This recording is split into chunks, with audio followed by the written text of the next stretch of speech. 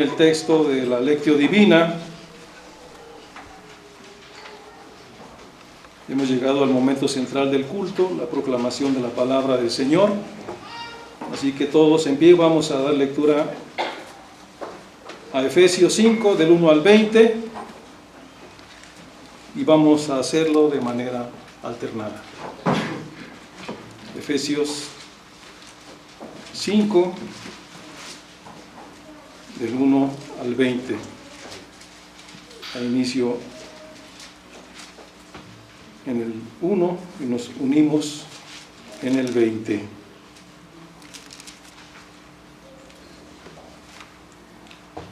Dice así la palabra del Señor: Sed pues imitadores de Dios como hijos amados. Y andad en amor como también Cristo nos amó y se entregó a sí mismo por nosotros, ofrenda y sacrificio a Dios en olor fragante.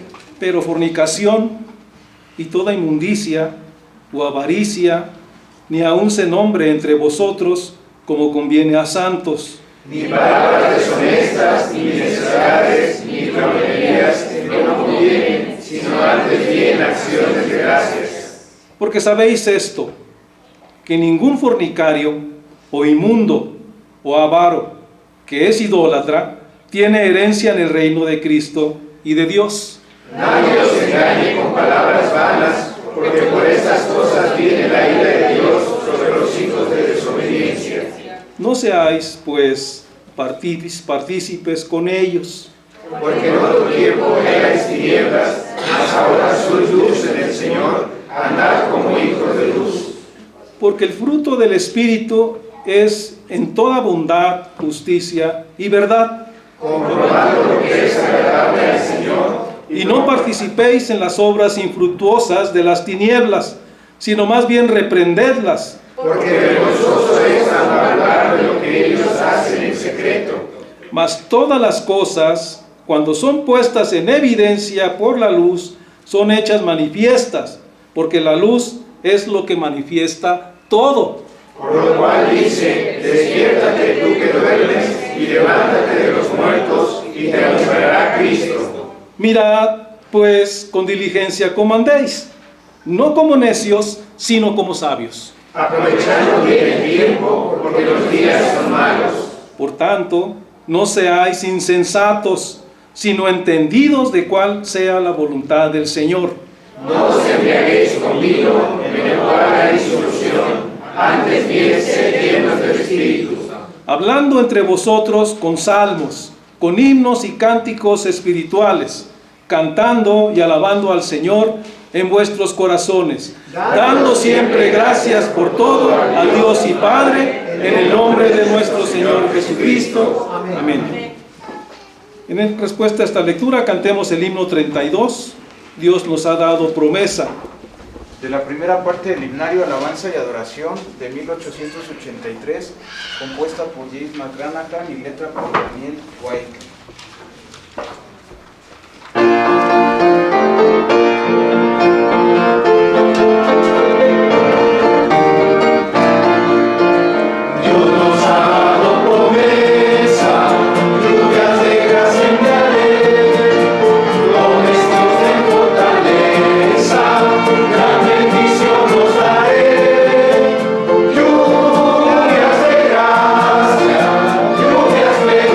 Señor.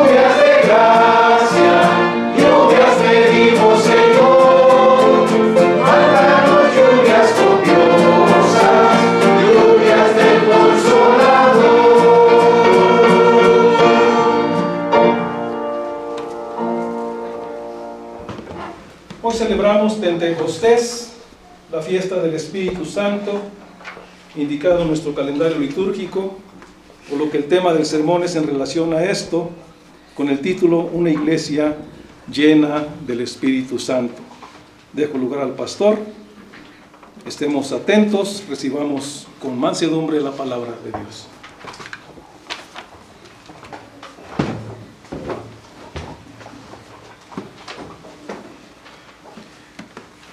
Hace poco, hermanos, en el estudio del libro de Josué, miramos la importancia de las conmemoraciones. Conmemorar es recordar, es actualizar. Y las conmemoraciones cristianas también marcan para nosotros quiénes somos, nos recuerdan quiénes somos. Por eso vamos a leer la narración escritural del acontecimiento que celebramos el día de hoy. Y yo creo que no es necesario que les diga dónde va a ser la lectura. Hechos, capítulo 2. Hasta en francés lo van a ver. El cual, después, hermanos que tienen el don de lenguas, nos van a enseñar cómo se oye en otros idiomas diferentes al nuestro. Versículos 1 al 13 de Hechos capítulo 2. Vamos a leer alternadamente. Dice la palabra: cuando llegó el día de Pentecostés, estaban todos unánimes juntos. Y de repente vino del cielo un estruendo, como de un viento recio que soplaba, el cual llenó toda la casa donde estaban sentados. Y se les aparecieron lenguas repartidas como de fuego, asentándose sobre cada uno de ellos. Y fueron todos llenos del Espíritu Santo, y comenzaron a hablar en otras lenguas, según el Espíritu les daba que hablasen. Moraban entonces en Jerusalén judíos, varones piadosos, de todas las naciones bajo el cielo. Y hecho este estruendo, se juntó la multitud, y estaban confusos, porque cada uno les oía hablar en su propia lengua.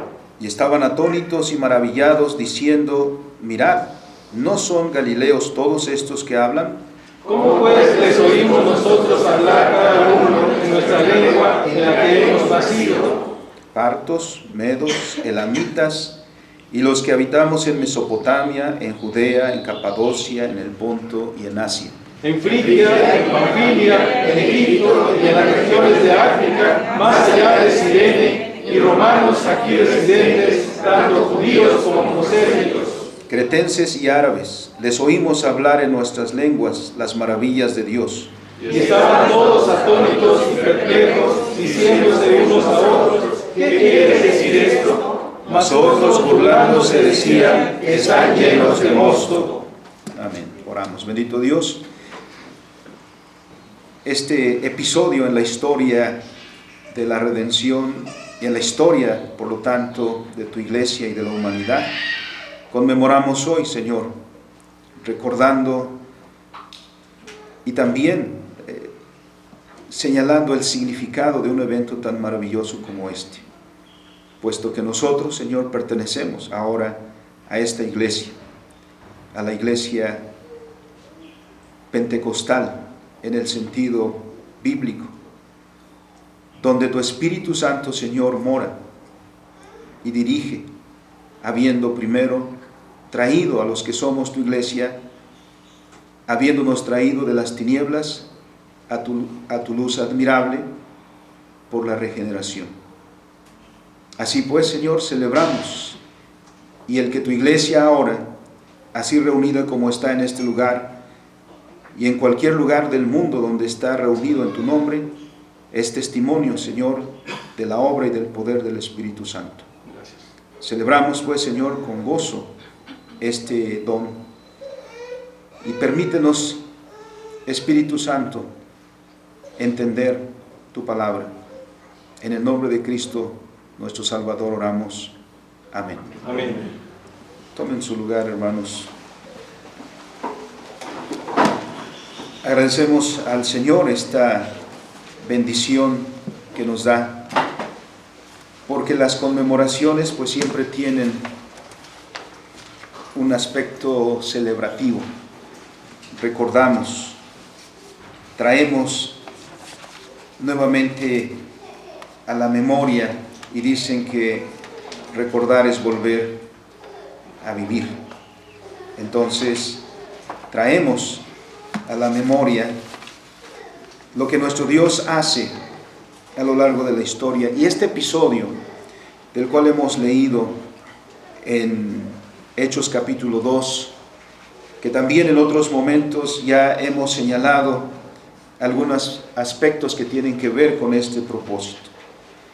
Particularmente hoy, hermanos, quiero referirme a la llenura del Espíritu Santo, porque esta frase es muy usada en los círculos cristianos, sin embargo, no siempre bien entendida. ¿Qué es la llenura del Espíritu Santo? Y en relación a eso, el bautismo del Espíritu Santo.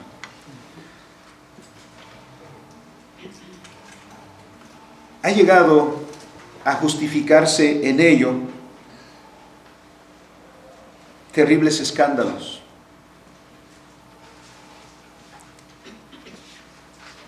¿Qué pues debemos nosotros entender, o qué es lo que la Escritura enseña a ese respecto? Y por lo tanto, de manera que podamos ser edificados por esa palabra de nuestro Señor. Hace apenas una semana que celebramos la ascensión del Señor.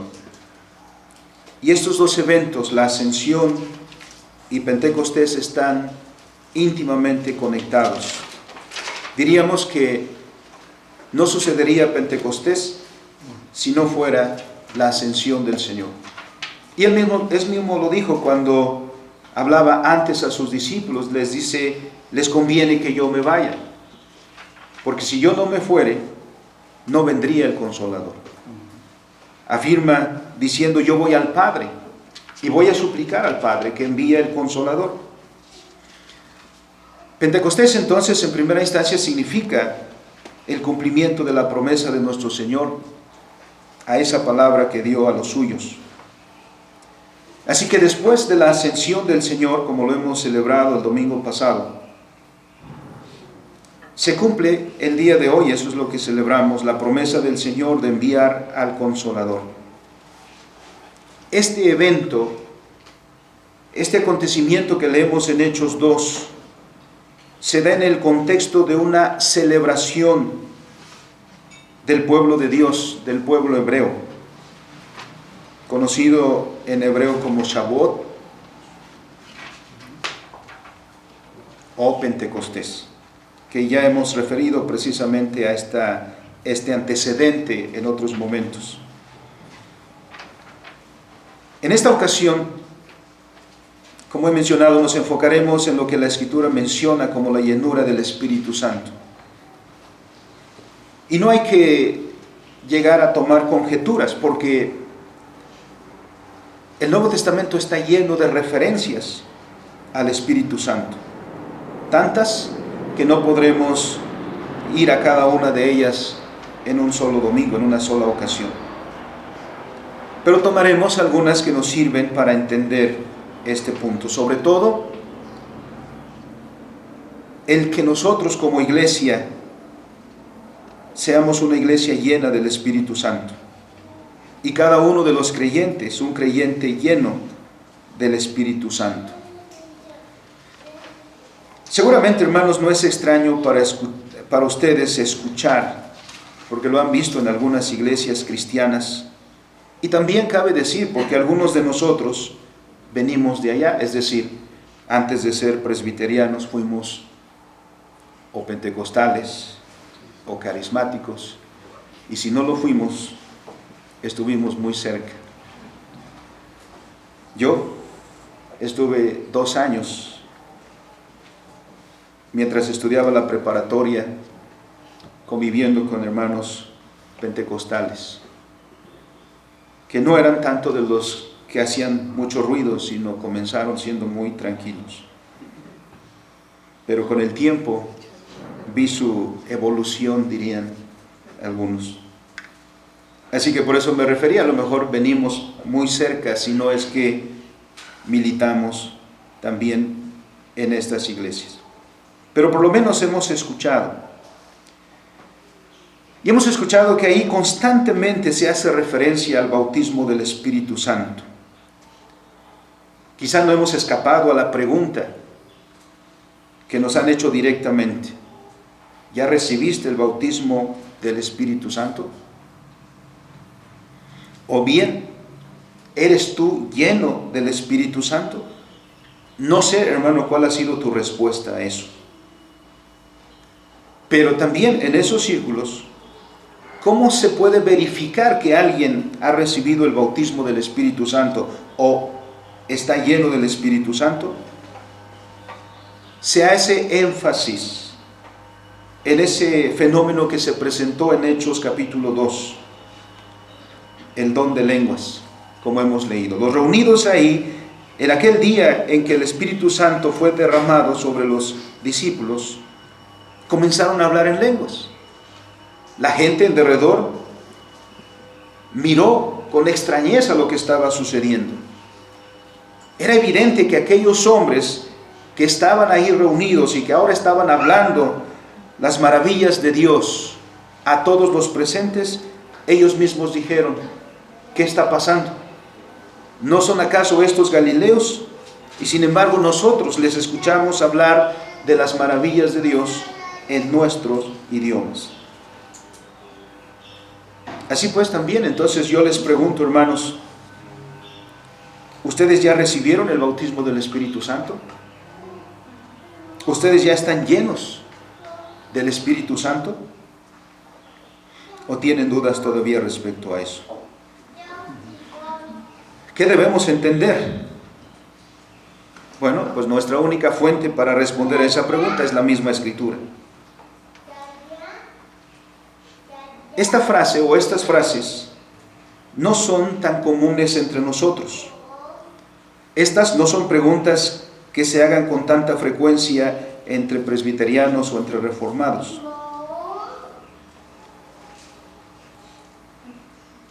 Por eso quizá de repente les extrañe que yo les haga esas preguntas. Pero probablemente también les esté llevando a la reflexión y a la pregunta. A lo mejor ustedes están diciendo: pues nunca me había preguntado tal cosa.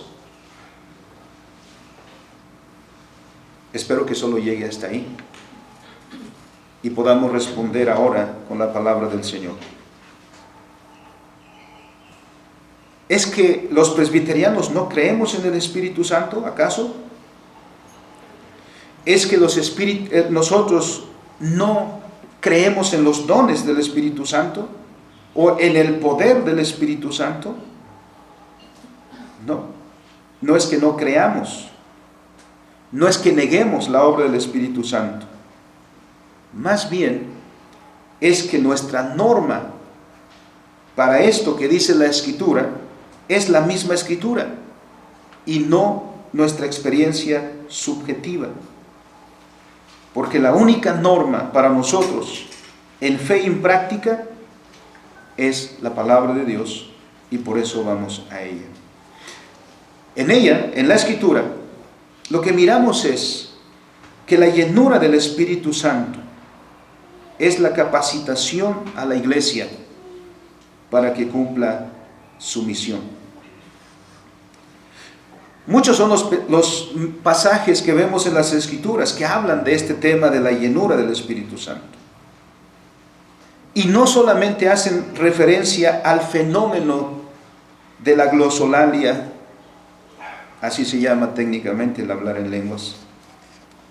Es decir, cuando personas específicas o la iglesia en su conjunto, es decir, un grupo de hermanos, son llenos del Espíritu Santo, no siempre viene acompañado del fenómeno de la glosolalia, es decir, no siempre viene en manifestación de hablar en lenguas. En la misma Escritura lo veremos. Por lo cual, no podemos hacer de esa manifestación del hablar en lenguas una regla y decir: todos los que tienen el Espíritu Santo o son llenos del Espíritu Santo, la evidencia es que hablan en lenguas. No siempre fue así.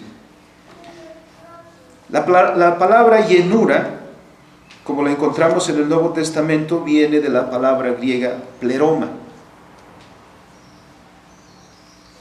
plenitud, o que significa también, podríamos decir, llenar al máximo. Cuando se llena un recipiente, ustedes lo saben, a veces no le atinamos al café, ponemos nuestra taza y bajamos, ¿no?, la llavecita, y no le cerramos a tiempo, entonces lo que hace es derramarse. Eso quiere decir que fue llenado al máximo. Más o menos esa es la idea que tenemos aquí. Inundar es otra palabra que se puede traducir del pleroma. Por lo tanto, hablaremos de la plenitud del Espíritu Santo. La llenura del Espíritu Santo hace entonces alusión a que la iglesia recibe la plenitud del Espíritu Santo para cumplir la tarea que el Señor le ha asignado. En primer lugar, veamos al Espíritu Santo y particularmente los pasajes en los cuales habla del poder del Espíritu Santo.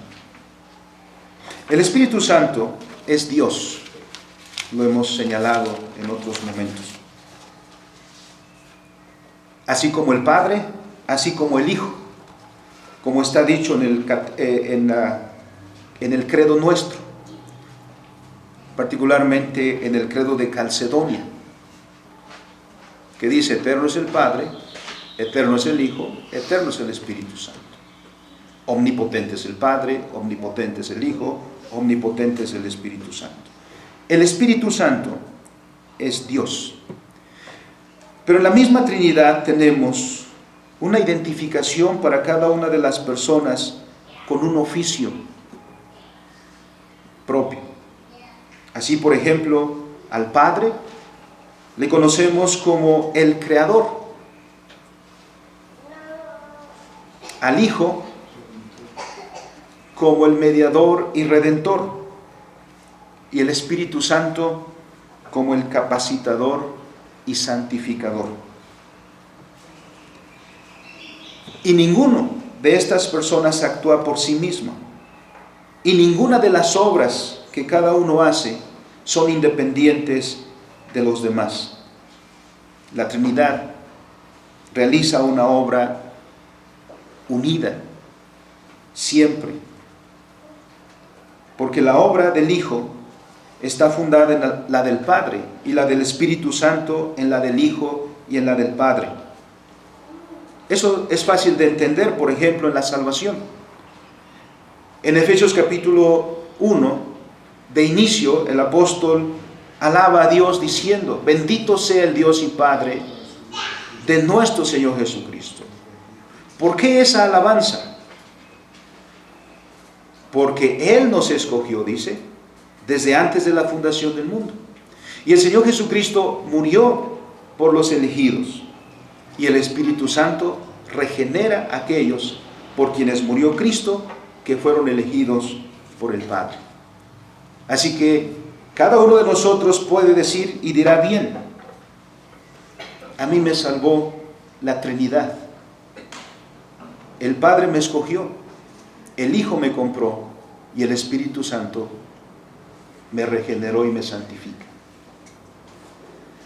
Nunca una obra de Dios es una obra de una de las personas individualmente.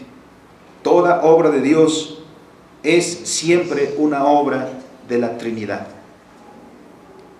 Así que cuando hablemos ahora del Espíritu Santo, no lo estamos separando del Padre y del Hijo.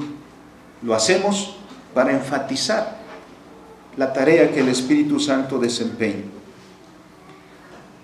El Espíritu Santo, como el capacitador y el santificador, es el que lleva a cabo la obra concreta de Dios.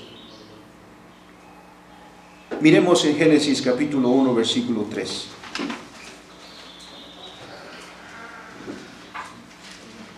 Alguien que nos comparta la lectura, hermanos. Un poquito de movimiento para que no durmamos. Y dijo Dios, sea la luz, y fue la luz. Entonces es el versículo 2, hermano, por favor. Versículo 2, perdón. Sí. No, yo me equivoqué.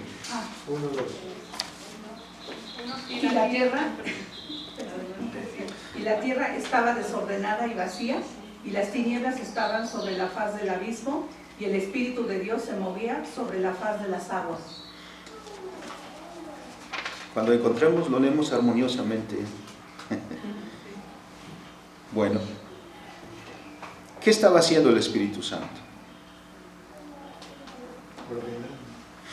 El Espíritu Santo, dice, se movía sobre la faz de las aguas.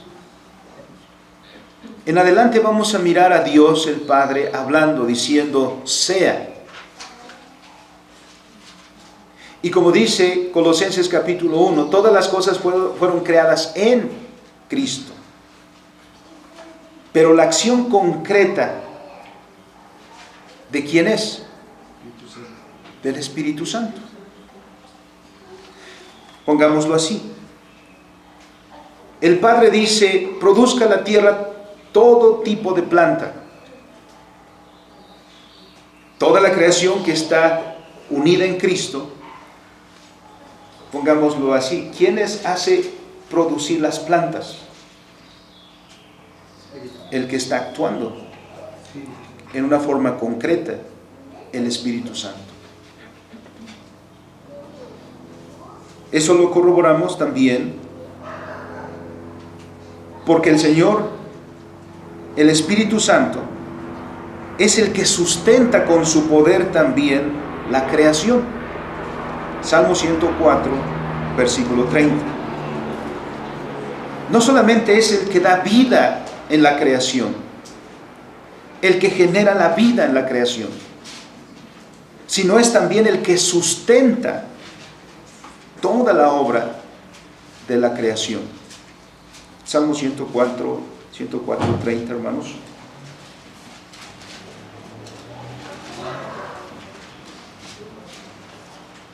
Envía su espíritu, son creados y renuevan la faz de la tierra.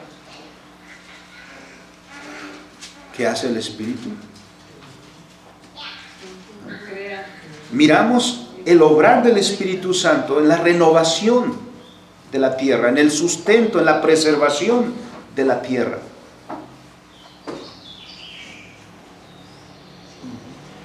Es el Espíritu Santo el que obra vida. La tierra estaba, dice en el inicio de Génesis, desordenada y vacía. Y el Espíritu Santo que obra ahí, porque está envolviendo a nuestro planeta, genera vida. Y miren qué belleza hay al final del capítulo 1. Una creación que despliega la belleza. Si hoy nuestro mundo es bello a nuestros ojos, hermanos, imagínense en aquella forma prístina. Pero no solamente obra el Espíritu Santo, poderosamente obra la vida, la sustenta, la regenera también en nosotros. Tito capítulo 3, versículo 5.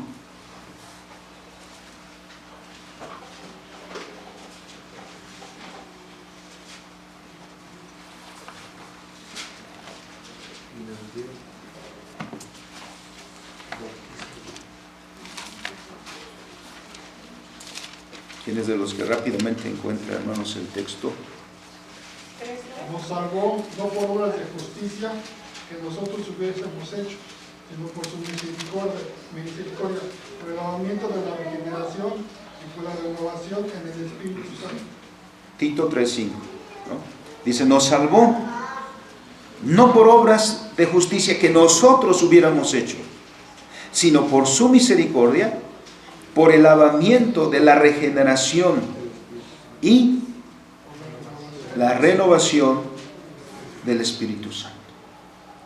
¿Cómo es que nosotros salimos o pasamos de muerte a vida salimos de las tinieblas para venir a la luz admirable. ¿Nosotros lo hicimos de iniciativa propia, de capacidad nuestra? No, estábamos muertos en nuestros delitos y pecados. Entonces, ¿quién nos dio vida cuando estábamos muertos? El Espíritu Santo. El Espíritu Santo es el que obra vida por su poder. Y por lo tanto también en Romanos 8,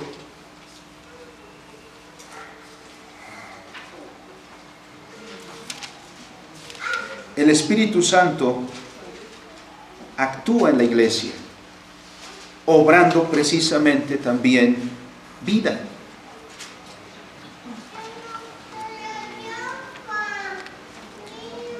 Miremos rápidamente, volveremos a este capítulo un poquito más adelante. Dice el texto: ahora pues ninguna condenación hay para los que están en Cristo Jesús, los que no andan conforme a la carne, sino conforme al Espíritu. Y los versículos que vienen adelante, hermanos, ¿cuántas veces mencionan al Espíritu Santo? Volveremos a eso después. ¿Por qué todas estas citas? Porque en todo ello, hermanos, miramos el obrar del Espíritu Santo poderosamente. Lo que el Padre ha decretado en el Hijo es concretado por el Espíritu Santo. Esta pues es una obra de nuestro Dios Trino. El poder del Espíritu Santo actuando en la creación, obrando de esta manera, generando vida, sustentando la vida, restaurando la vida del hombre a la comunión con Dios. Y actuando, obrando en la iglesia todos los días, de manera que la iglesia viva en el Espíritu Santo. Eso nos lleva entonces, hermanos, a que consideremos algunos pasajes de la Escritura con respecto a la llenura del Espíritu Santo en la iglesia. Serán 4 pasajes los que con detenimiento veremos, y todos se encuentran en el libro de los Hechos, que son, iniciando con el que ya hemos leído de Hechos capítulo 2 y algunos otros textos del mismo libro de los Hechos. Hechos capítulo 2, versículo 4. Los que estaban reunidos ahí, dice el texto, fueron todos llenos del Espíritu Santo y comenzaron a hablar en otras lenguas según el Espíritu les daba que hablasen. Y como he mencionado, estos suelen empalmarse. Y entonces, si sucede lo uno, necesariamente tiene que venir lo otro. Es decir, si alguien recibe la llenura del Espíritu Santo, se espera que por lo tanto hable en lenguas. O al revés, si alguien habla en lenguas, la conclusión es, tiene la llenura del Espíritu Santo. Pero esto es así. Y primero tenemos que preguntarnos cuál era el propósito de que se hablaran las lenguas. Lo encontramos en el capítulo 1, versículo 8. El Señor Jesucristo dice, miren la relación con lo que hemos dicho antes del Espíritu Santo. Con la venida del Espíritu Santo, ¿por qué el Señor no dijo, bueno, ya les di el mandamiento, como lo encontramos en Mateo 28, vayan a las naciones, prediquen de las cosas que han visto y oído? ¿Por qué no dijo, vayan inmediatamente ya? El Señor le dice, espérense, no salgan todavía. ¿Cuál era la razón? Porque si esa obra, la obra de llevar el Evangelio a las naciones, estuviera basado en la capacidad sola del ser humano, en la capacidad sola de las personas que estaban ahí, el resultado habría sido negativo. Habrían fracasado. Esa obra no la van a hacer en sus capacidades, en su poder propio, sino dice el Señor, pero recibiréis poder cuando haya venido sobre vosotros el Espíritu Santo. No dijo, y van a recibir lenguas cuando venga el Espíritu Santo. Dice, van a recibir poder, van a tener la capacidad. Y entonces, y solo entonces, me seréis testigos en Jerusalén. Entonces, miren, la tarea de ser testigos se fundamenta en el poder del Espíritu Santo. Eso es lo que el Señor señala. Los apóstoles y los discípulos reunidos ahí no estaban esperando algún día hablar en lenguas. Lo que estaban esperando es la venida del Consolador que había prometido su Maestro. Y lo que sí dijo el Señor es que cuando venga el Espíritu Santo, ustedes van a tener poder para testificar. ¿Y quién es el claro ejemplo de ese poder para testificar? Pedro. ¿Cómo pasó Pedro de aquel hombre cobarde a este hombre que no tiene temor de predicar a una audiencia de más de 3,000 personas? Porque 3,000 fueron los conversos. ¿Qué pasó con este hombre que previamente una mujer que servía en la casa del sumo sacerdote simplemente le insinuó? Le dijo, ¿no eres tú también alguien que andaba con Jesús? Pareces Galileo, tienes un acento galileo, ¿no eres tú que andaba con él? ¿Qué dice entonces Pedro? A lo mejor tenía algo de mexicano, porque dijo, más vale que digan aquí corrió que aquí quedó. Dice, no lo conozco. ¿Que eso se le salió? No, porque no lo hizo una vez, lo hizo 2 veces y lo hizo una 3ª vez diciendo, no lo conozco. No lo estaba cuestionando el sumo sacerdote, no lo estaba cuestionando un escriba, no un fariseo, era una mujer humilde. Pero ahora, ante esa audiencia vemos a un Pedro diciendo, ustedes crucificaron a Cristo.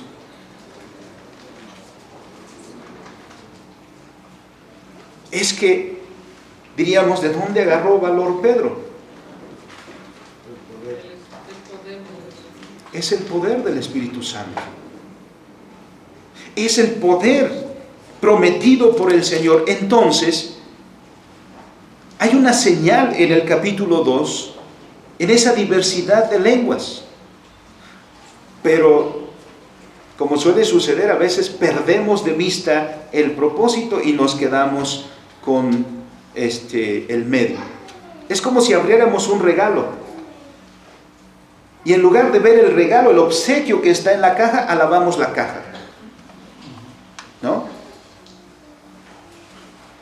¿Qué es lo que más recordamos de Pentecostés? Que hablaron en lenguas, pero no decimos por qué y para qué. Y aquí, el hablar en lenguas se muestra el poder de testificar, porque ahora miramos que en derredor la gente se maravilla. Ese es el resultado. La gente reunida ahí para la fiesta del Shavuot está maravillada, decir, nosotros, miren, ni siquiera ellos están asombrados tanto a ver, no van y le preguntan, ¿dónde aprendiste a hablar? Están sorprendidos porque ellos dicen, ¿les escuchamos nosotros hablar? Miren el versículo 11. En nuestras lenguas, las maravillas de Dios. El idioma es un medio para transmitir las ideas. Miren lo que sucedió en Babel. El que de repente todo el mundo hablara diferentes idiomas, ¿qué es lo que imposibilitó? La comunicación. El idioma es un medio, no un fin en sí mismo. Y aquí es lo que estamos mirando. el poder del Espíritu Santo haciendo hablar a la iglesia, o diríamos, haciendo testificar a la iglesia para los que están ahí reunidos y ellos escuchen, entiendan las maravillas de Dios. ¿Y cuál fue el resultado? 3,000 personas se convirtieron a Cristo. Pero Y los que regresaron. lo que más nos recordamos son de las lenguas y no del resultado. El segundo pasaje que leeremos, hermanos, es el capítulo 4. Vamos un poquito adelante.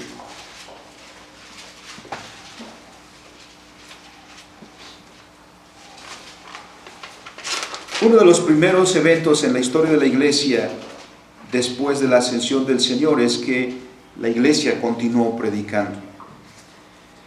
Y en ese continuar predicando, pues tenemos el caso de Pedro y Juan, que fueron llevados ante el concilio. El mismo concilio que había juzgado a Cristo. El mismo concilio que sentenció a Cristo a la muerte. Ahora habían llevado ahí a estos dos discípulos, a Pedro y a Juan. Todos conocemos la historia de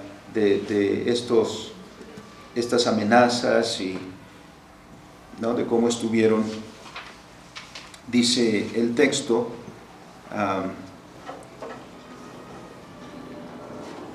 fueron cuestionados por Anás, por Caifás. Bueno, esa parte no la vamos a leer con detalle, solamente para tenerla presente. Versículo 23. Estos siervos del Señor fueron puestos en libertad finalmente, vinieron y se reunieron con los demás discípulos del Señor, y entonces hablaron a ellos de todo lo que había sucedido. Y miremos el versículo 24. Ellos, habiéndolo oído, alzaron unánimes la voz a Dios y dijeron: miren esta iglesia llena del Espíritu Santo. No abrazaron a Pedro y decían: hermano pobrecito, ¿te dolió?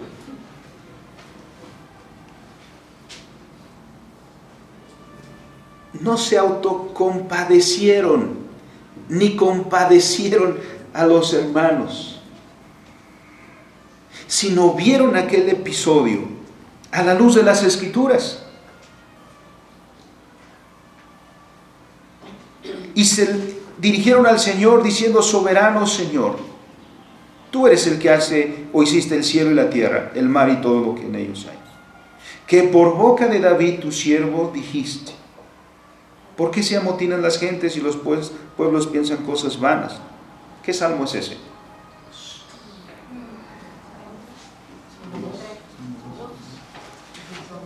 ¿Verdad que sí se acuerdan? Salmo número 2. Recuerdan las Escrituras. No se autocompadecen. No van a los discípulos que llegan y los compadecen. Se acuerdan de la palabra de Dios. Hermano, cuando usted está pasando un momento difícil, ¿se acuerda de la palabra de Dios o se sienta para autocompadecerse? ¿O le dice a otro lo que le está pasando para que el otro se compadezca de usted? ¿O usted va a las Escrituras y dice: así está escrito?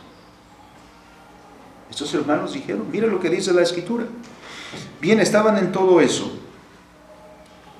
En la oración dijeron, versículo 29, y ahora, Señor, mira sus amenazas y concede a tus siervos. ¿Cuál es la estrategia a seguir? ¿Vamos a callarnos por un tiempo mientras las aguas amainan? No. Sino dijeron: Señor, tú toma cuenta de ellos. A nosotros danos que con todo denuedo hablemos tu palabra.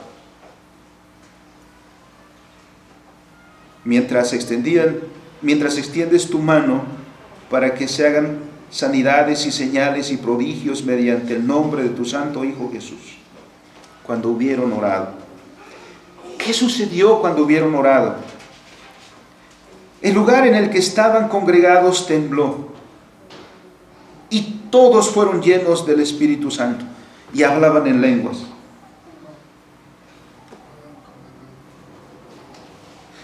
ahora no dice eso? Porque ahora no había gente extranjera ahí. Todos hablaban el mismo idioma.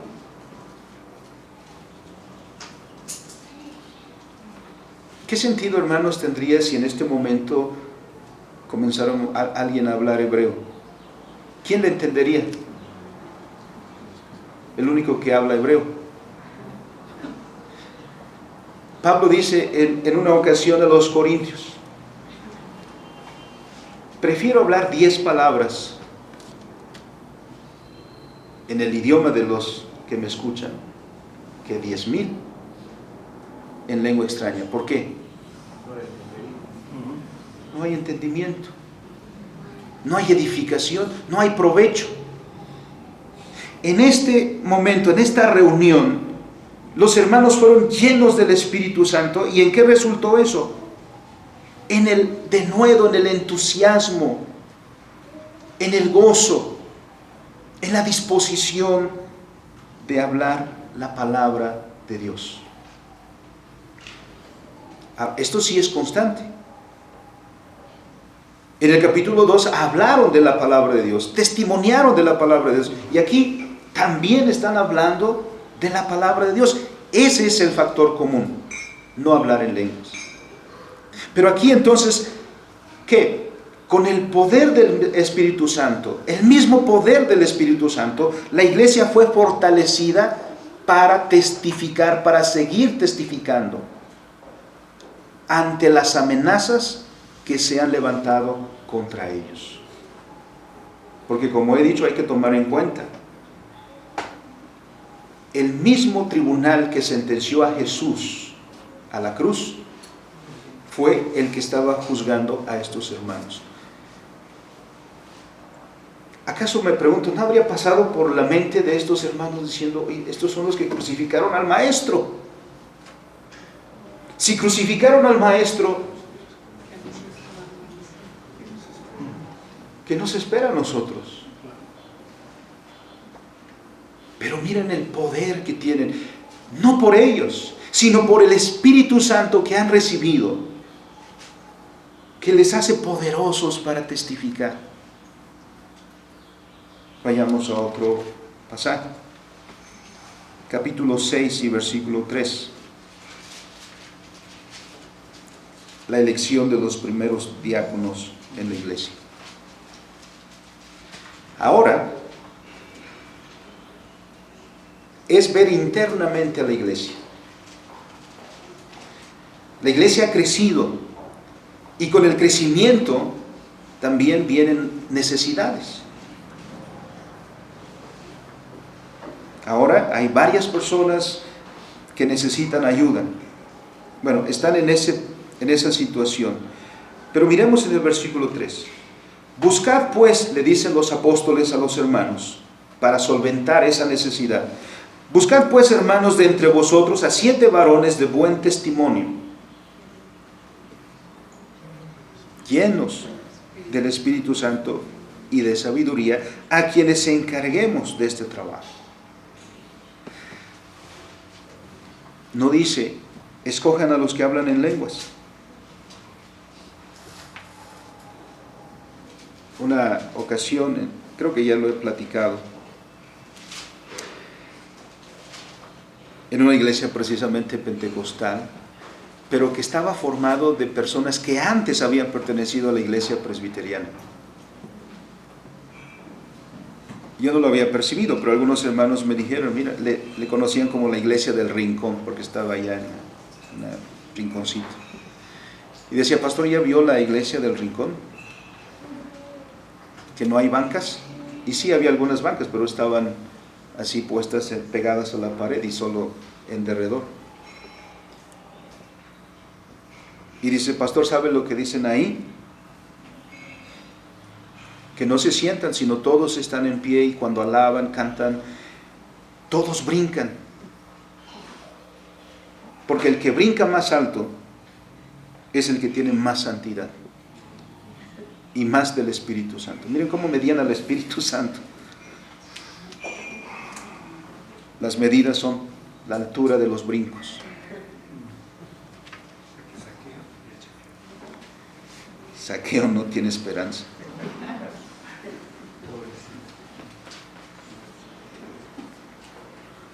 ¿Qué dice el texto aquí? ¿Cómo se evidenciaba? ¿Cómo la iglesia podía decir, a ver, qué hermano tiene Está lleno. la llenura del Espíritu Santo? A ver, vamos a hacerle pruebas a los hermanos para ver quién tiene esa llenura. Pongámoslos a saltar. Pongámoslos a gritar. Pongámoslo a ver quién tiene la borrachera del Espíritu, como por ahí se escuchó en algún momento. Esas cosas han sucedido, hermanos. ¿No? ¿Cómo la iglesia va a decir, como dice en el versículo 5, hermanos, ahí está Esteban, hermanos, ahí está Prócoro, ahí está Felipe, ahí está Nicanor, ellos? Eso quiere decir que la iglesia sabía quién es. Porque donde hay plenitud del Espíritu Santo, hay plenitud de vida cristiana también. Porque donde está el Espíritu Santo, hay plenitud de vida cristiana.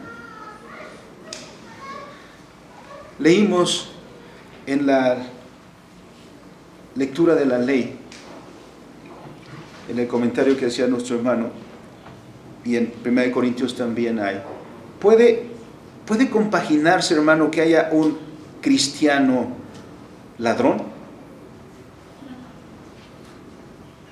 Bueno, sí los hay. Pero eso es correcto, esa es una relación escritural. No. Si alguien se dice cristiano y es un mentiroso, cristiano y es un ladrón, cristiano y es un defraudador, seguro que no tiene el Espíritu Santo. Porque si lo tuviera, tendría temor de Dios y de su palabra. ¿Y a quiénes necesitamos en la iglesia entonces para gobernar la iglesia? Como dice Pedro, a los que pongamos para ser ejemplos de la grey. Y no pones como ejemplo a cualquiera, sino a aquellos que han evidenciado en su vida el temor a Dios, el amor a su palabra, el guardar sus mandamientos. Así que cuando aquí dice que estos hermanos tienen la llenura del Espíritu Santo, lo destacan con su sabiduría también. Tienen discernimiento, saben la voluntad de Dios, saben lo que Dios quiere. No son improvisados, como en muchas ocasiones cometemos nosotros los errores y nombramos a puestos de responsabilidad, a oficios, no solo en la iglesia, en muchos lugares, donde alguien tiene un cargo directivo porque es amigo del amigo, porque es compadre del directivo, porque es conocido de un conocido. Donde no hay visión, no hay desarrollo, no hay bendición. Dice el doctor Schultz, poder sin visión es una fuerza destructiva. Así que cuando ves a estos hermanos que se enumeran en el versículo 5, que son llenos del Espíritu Santo, no es porque hablan en lenguas, es porque la evidencia de su fe, la fortaleza de su vida, les es manifiesto a todos los hermanos. Y la iglesia dice, a ellos encarguémosles que hagan este trabajo. Los apóstoles, recibiendo a estos hermanos, dice el versículo 6, orando, les impusieron las manos. Y versículo 7, el resultado, y crecía la palabra del Señor, y el número de los discípulos se multiplicaba. ¿Por qué? Porque la iglesia no solo hablaba de labios, no solo decía un texto, no solo decía un pasaje, sino porque la predicación de la palabra llevaba detrás de sí el ejemplo de los que la predicaban. Había una cohesión, porque de otra manera, si alguien dice y no hace, es hipócrita. Tal como el Señor Jesucristo dijo a los escribas y fariseos en Mateo capítulo 23. Que conocían la ley, pero no la hacían. Los que son llenos del Espíritu viven en conformidad con la verdad de Dios. Y les es evidente a todos. Un cuarto ejemplo, hermanos, en el capítulo 13, versículo 52. Este es un pasaje un tanto largo.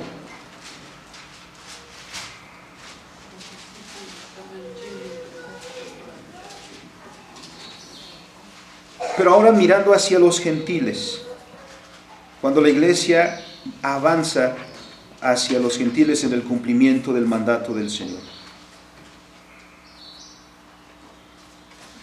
Versículo 44. El siguiente día de reposo se juntó casi toda la ciudad para oír la palabra de Dios.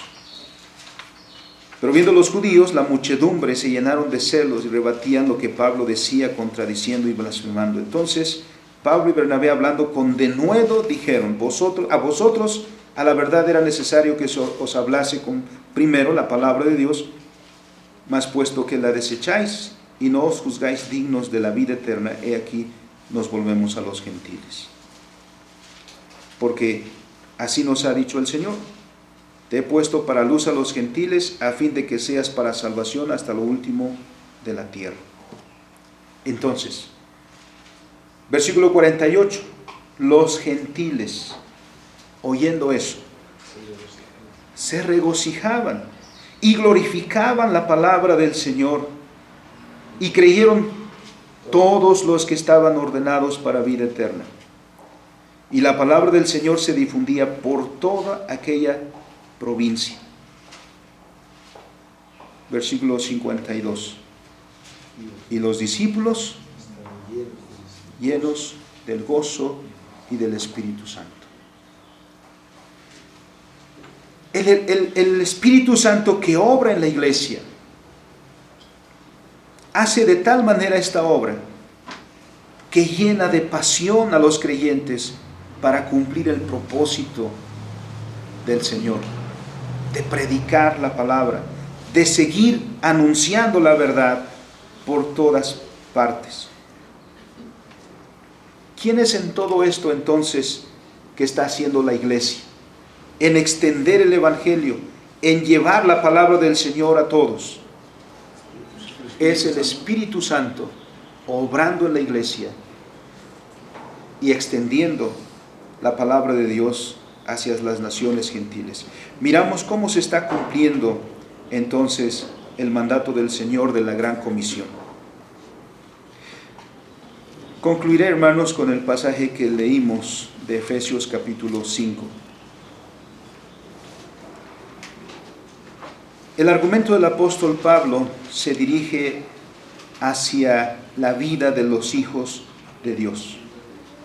Comienza el capítulo 5 diciendo: sed pues imitadores de Dios como hijos amados. ¿Y en qué consiste eso? Es descrito en los siguientes versículos. La vida cristiana. En el versículo 15 dice: mirad pues con diligencia cómo andéis, no como necios, sino como sabios, aprovechando bien el tiempo, porque los días son malos. Por tanto, no seáis insensatos, sino entendidos de cuál sea la voluntad del Señor. Todo cristiano debe buscar eso, ser entendido en la voluntad del Señor. Y no seáis, o no os embriaguéis con vino en el cual hay disolución, antes bien, sed llenos del Espíritu Santo. Miren esta comparación que hace el Señor aquí. No os embriaguéis con vino en lo cual hay literalmente libertinaje. Y todos sabemos lo que hace el alcohol a quien lo bebe en exceso. ¿Han visto, han conocido a una persona tranquila en sus 5 sentidos? Casi no habla, muy retraída, pero con 3 Doritos después, no, son 3.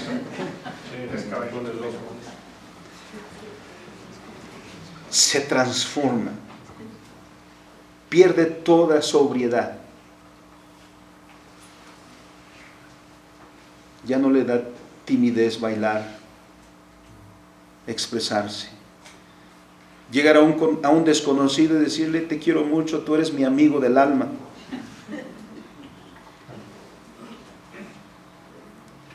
Ahora, miren cómo el contraste.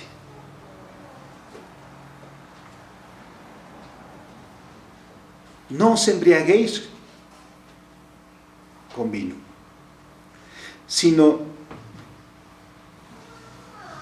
con el Espíritu Santo. Sed llenos del Espíritu Santo. Porque la llenura del Espíritu Santo, actúa el poder del Espíritu Santo restaurando tu vida, fortaleciendo tu vida y dando los frutos de la restauración en Cristo Jesús. Entonces, vuelvo a hacer la pregunta inicial. ¿Eres lleno del Espíritu Santo, hermano? Sí. Si has sido trasladado de las tinieblas a la luz admirable del Señor, no pudo haber sido hecho de otra manera que por el poder del Espíritu Santo. Pero puede ser que sí, nosotros, que ya hemos sido transformados, contristemos al Espíritu. ¿De qué manera? Porque menospreciamos todos los medios de gracia que el Señor ha puesto para nuestra edificación.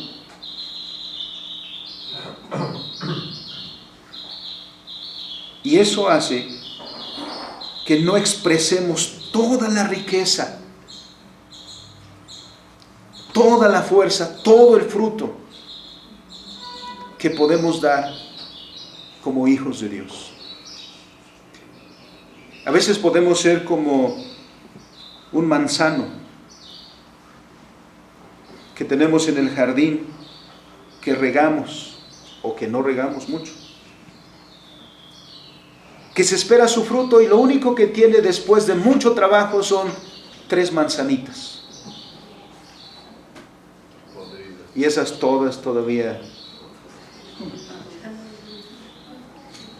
Eso es porque no tiene nutrientes. Eso es porque no ha recibido el agua suficiente, los nutrientes suficientes, porque si los hubiera recibido, las ramas se caerían, se doblarían del fruto que tienen. Dios, que nos ha llamado de las tinieblas a su luz admirable, espera que seamos como ese manzano, que nuestros frutos sean raquíticos, que nuestra expresión de la vida cristiana sea tan exigua. Hemos contristado al Espíritu Santo, porque la fuerza del Espíritu Santo está en su palabra. Miren, todos estos pasajes se han centrado en la palabra. ¿Cómo queremos ser cristianos fuertes, fructíferos, si nuestro contacto con la Escritura es dominical? Es decir, solo leemos la Biblia cuando estamos en la iglesia. ¿Cómo vamos a ser cristianos fructíferos si nuestra oración es raquítica?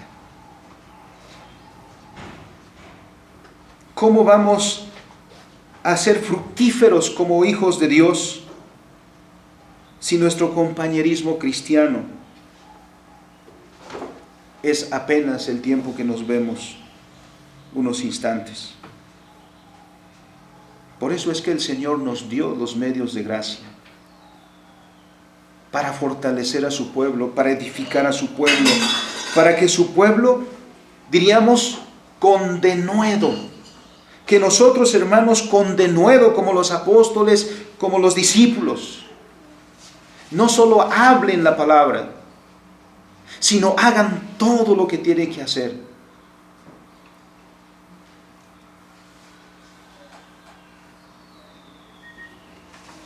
¿Cómo esperamos ser la iglesia que el Señor quiere que seamos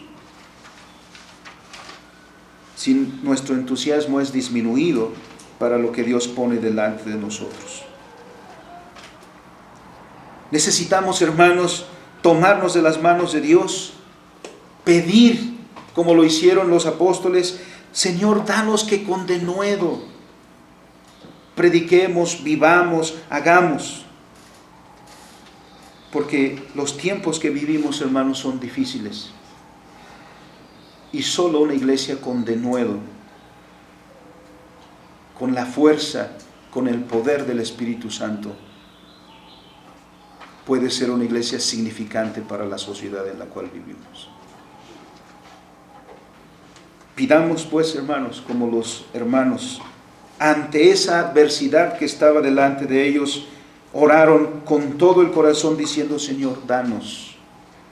Tú tomarás cuenta de ellos, pero a nosotros danos que con denuedo hablemos. Y fueron llenos del poder del Espíritu Santo.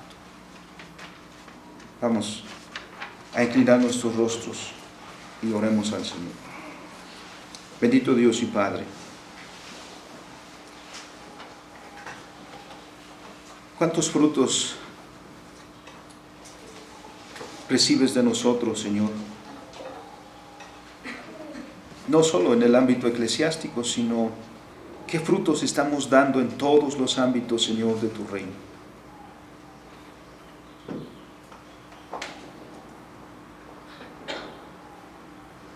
Cuánto necesitamos, Señor, que obres en nosotros para que con denuedo vivamos para la gloria tuya. Para que todo lo que hagamos, Señor, sea con denuedo, no como a la fuerza, sino con ánimo pronto. Que como el salmista, cuando llega este día, Señor, con ese denuedo, con ese ánimo, podamos decir: yo me alegré con los que me decían, a la casa de Jehová iremos. Señor, tú conoces cuántos de nosotros llega este día y llega el día del culto y no queremos levantarnos.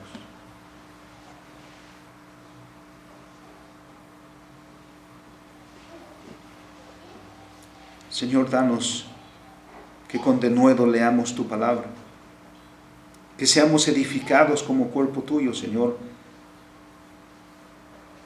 y llevemos fruto abundante.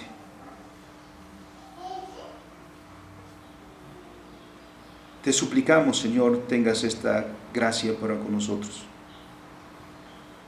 y coseches fruto abundante, Señor, de este grupo de hijos tuyos. En el nombre de Cristo Jesús oramos. Amén. Amén.